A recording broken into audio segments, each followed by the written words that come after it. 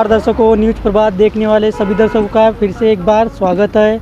हम आ चुके हैं गोंदिया में। गोंदिया के जिला परिषद के जस्ट सामने भी एक व्यक्ति जो उपोषण के लिए बैठा है। आखिर वो व्यक्ति कौन है, क्यों बैठा है और यहाँ पे संपों को लेके उनका ये बैठने का क्या कारण है, आइए उनसे मैं यहाँ पे आप उपोषण के लिए बैठे हैं वो किस कारण से या का कारण क्या है और क्या आपकी मांग है शासन प्रशासन से, क्या बोलना चाहूँगे? मेरा नाम जनकलाल बिसेन। मेरी कंप्लेंट थी पंचायत समिति आमगाव की। आणि पंचायत समिति आमगाव का पूरा भोंगड़ कारोबार है पंचायत समिति का। 2004 से मैं कंप्लेंट लगाया था वीए बिसेन की। तो कंप्लेंट एक जगह की लगाया, लेकिन जब धीरे धीरे माहिती निकाला उसकी, तो माहिती में ऐसा भ्रष्टाचार निकला है कि यहाँ आदमी सोच भी नहीं सकता, वहाँ तक की भ्रष्टाचार निकला। उसकी कंप्लेंट लगाया तो कंप्लेंट पे चौकसी करने के लिए तैयार नहीं है लोग। चौकसी करते तो ऐसा लगता है कि कोई बंद कमरे में की हुई चौकसी हो। यानी भ्रष्टाचार को यही लोग बढ़ावा देते हैं और यही लोग वहाँ उसको छुपा रहे हैं। ऐसा पूरा बड़ा प्रकरण है यहाँ का। तो यहाँ कंप्लेंट करते करते 1-1.5 साल हो गया, लेकिन कोई रिजल्ट दे नहीं रहे लोग। तो मैं त्रस्त हो के यहाँ उपोषण पे बैठ गया हूँ। ये कितने दिन तक के आपका उपोषण पे यहाँ बैठने का कारण है? ये उपोषण पे बैठने का कारण यानी चौकसी होना चाहिए और कंप्लेंटदार को सत्यता चौकसी पड़ताल करने के बाद में न्याय मिलना चाहिए। क्लीन चिट दे दिए उसको।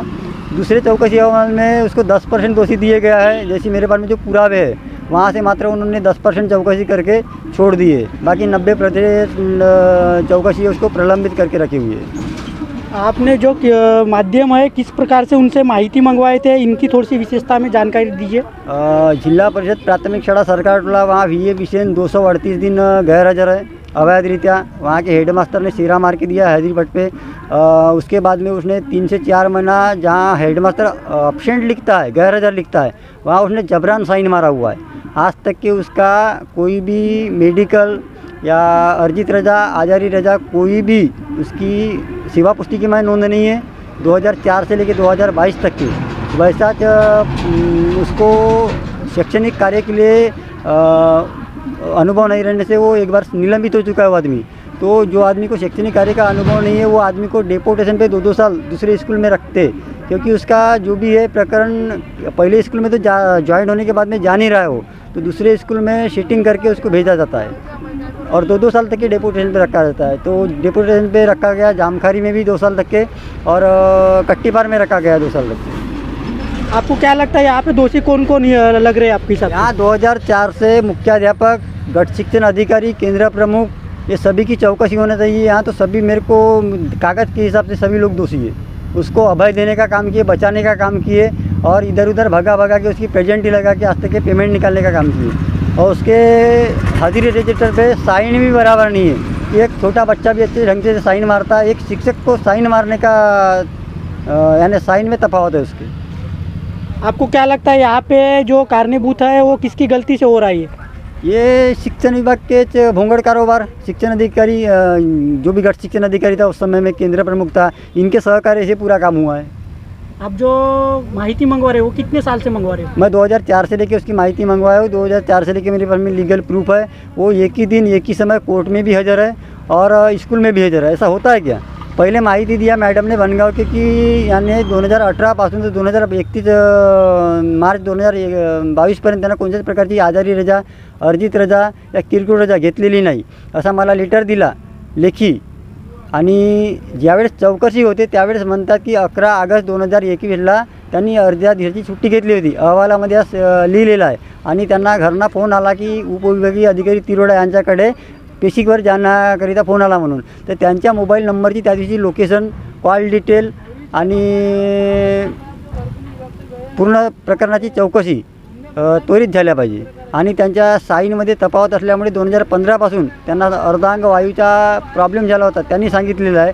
तर त्या दिवसापासूनचे त्यांचे 2022 पर्यंत 15 पासून ते 2022 पर्यंत संपूर्ण लोकेशन काढून ते शाळेत होते का घरी होते याचा उलगडाचा निर्वाह होऊ शकते तिथं।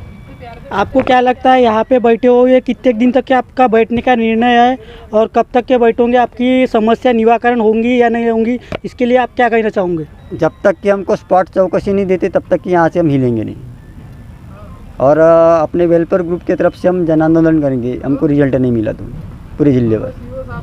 प्रशासन के खिलाफ। आपने एक ही जो तहसील है उसी का आपने यहाँ पे जिक्र किए हो या और भी कुछ तहसील का भी मामला यहाँ पे आपके सामने में? के और एक गांव है जामखरी, वहाँ के शिक्षक है वो अवैध रीत्या घर भाड़ा ले रहे हैं अभी, क्योंकि उनके लेखी बयान के हिसाब से या उनके प्रमाण पत्र के हिसाब से फ्रॉड किए उन्होंने और फ्रॉड करके एचआरए लिया गया है। उन पे फौजदारी गुना दाखिल होना चाहिए और तुरंत में उनकी चौकसी करके लोकेशन निकाल के पूरी रिकवरी करके फौजदारी गुना दाखिल करना चाहिए। इसी तरफ से एचआरए आज तक की जो लिया गया है पूरा एचआरए जमा होना चाहिए और ज़िंदगी में डबल उनको एचआरए दिया नहीं जाना चाहिए और उन पर फौजदारी गुना दाखिल होना चाहिए, निलंबन करना चाहिए इनका।